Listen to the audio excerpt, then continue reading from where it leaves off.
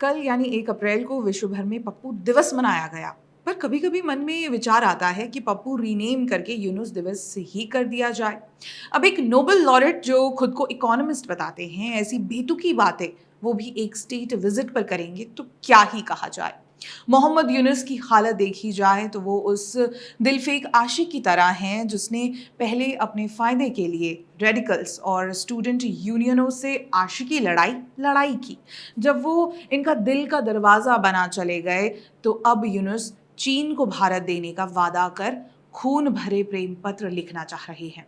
मामला हमने आपको शॉर्ट में तो बताया ही था एक वीडियो में, लेकिन इस वीडियो में आइए विस्तार से जानते हैं कि कैसे यूनुस ने इकोनॉमिस्ट होने के नाम पर बांग्लादेश का पप्पू बनाया। बांग्लादेश के केयरटेकर सरकार के अंतरिम चीफ और Nobel peace prize recipient Muhammad Yunus 4 दिन के स्टेट विजिट पर चीन गए थे। अब एक देश के चीफ हैं आप, भले ही अंतरिम चीफ क्यों ना हो, पर चीफ तो हैं। इस पर्टिकुलर स्टेट विजिट के दौरान मोहम्मद यूनुस ने चीन को बांग्लादेश में एक इकोनॉमिक बेस बनाने का न्योता दिया है। लेकिन इस न्योते की भाषा थोड़ी भारत के प्रति धमकी भरी थी। आप सभी वो वीडियो तो देख ही चुके होंगे, लेकिन एक बार फिर देख लीजिए। Eastern part of India, called Seven Sisters. They are landlocked country, landlocked region of India. They have no way to reach out to the ocean. We are the only guardian of the ocean for all this region. So this opens up a huge possibility.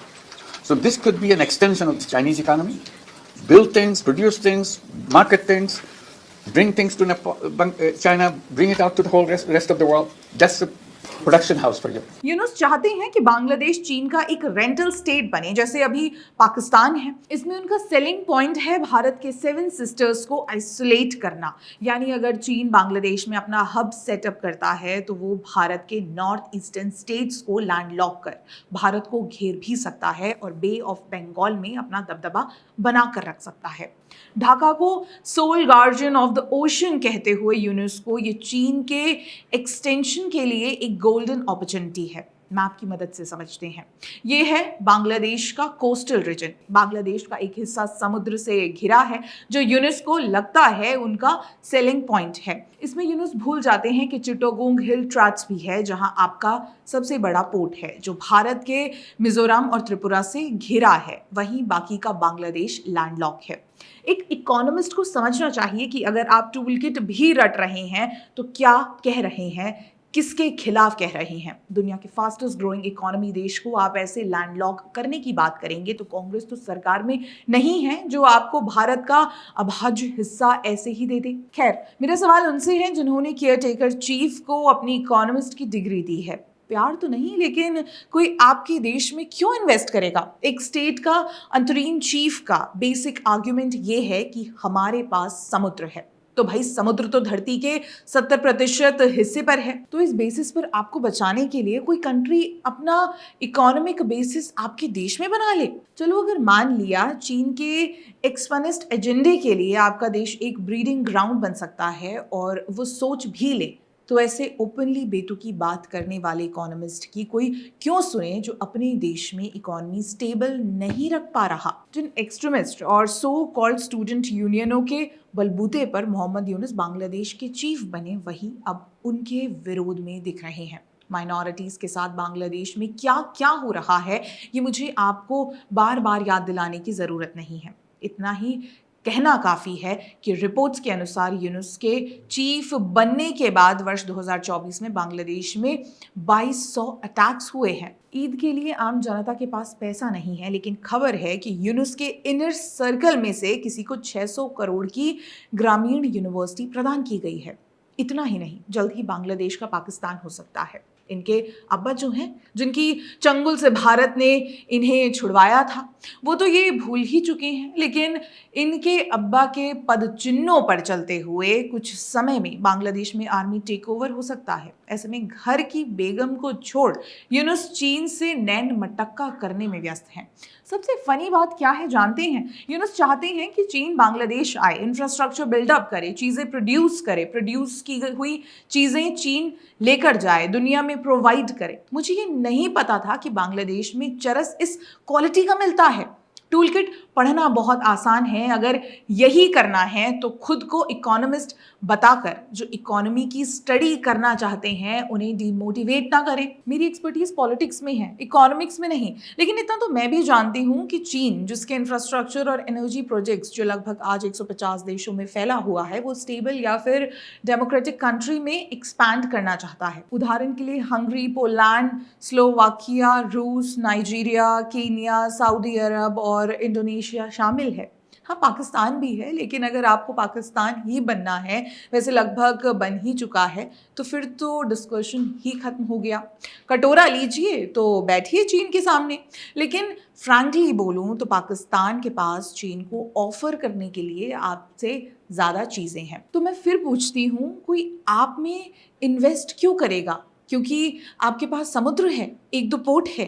वैसे भी दुनिया भर के expert मानते हैं कि पाकिस्तान में सी pack project में चाइनीज इन्वेस्टमेंट लगभग डेड है। चीन बता नहीं पा रहा कि उसका क्या नुकसान हुआ है, और यूनुस के गार्जियन ऑफ द सी वाले देश में स्टेबिलिटी कहाँ है? यूनुस दिवस निकल गया, लेकिन आज बांग्लादेश दुनिया का सबसे बड़ा जोक बनकर रह गया है। आप चाहते हैं चीन आकर प्रोडक्शन करे, इसके बदले भारत का नॉर्थ ईस्ट ऑफर करने वाले आप हो कौन? Let's take a look at the Nobel laureate's performance in his own country. 5 अगस्त 2024 से, यानी जब से यूनुस चीफ बने हैं, तब से बांग्लादेश की सबसे क्रूशियल इंडस्ट्री, गारमेंट इंडस्ट्री की 140 से ज़्यादा फैक्ट्रियां बंद हो गई हैं। 15 तो मार्च 2025 में ही ठप पड़ गई, जिससे करीब 1 लाख मजदूरों ने अपनी नौकरी गंवा दी। जिस ढाका को ये गार्जियन ऑफ द ओशन बताकर प्रेजेंट कर रहे हैं, उसी ढाका क्षेत्र में 103 गारमेंट फैक्ट्रियों पर स्टील की ताले लग चुके हैं।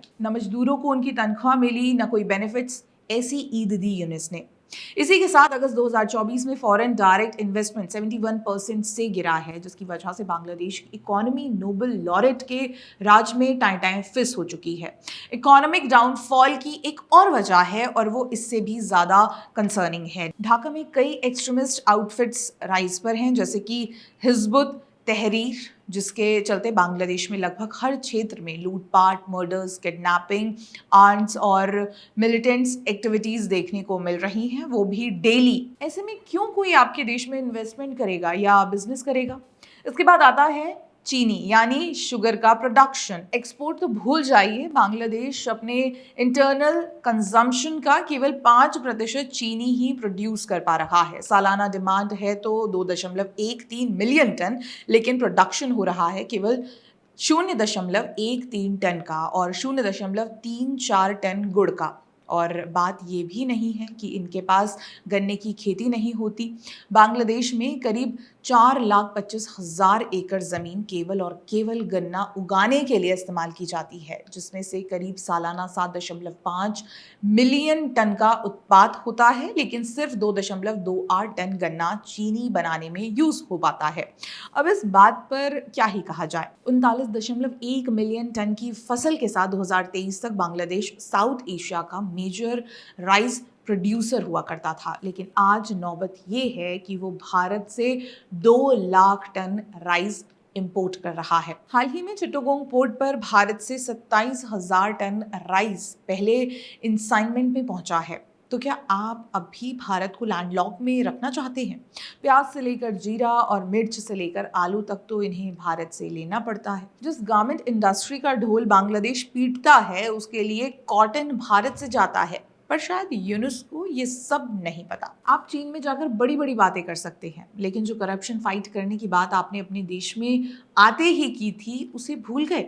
एक जमाने में बांग्लादेश एप्रिन एक्सपोर्ट करता था, जैसे कॉटन और कैनवास एप्रिन, वो भी US, UK, Spain, Poland, Germany जैसे देशों में, जो बांग्लादेश की इकोनॉमी का एक अहम हिस्सा है।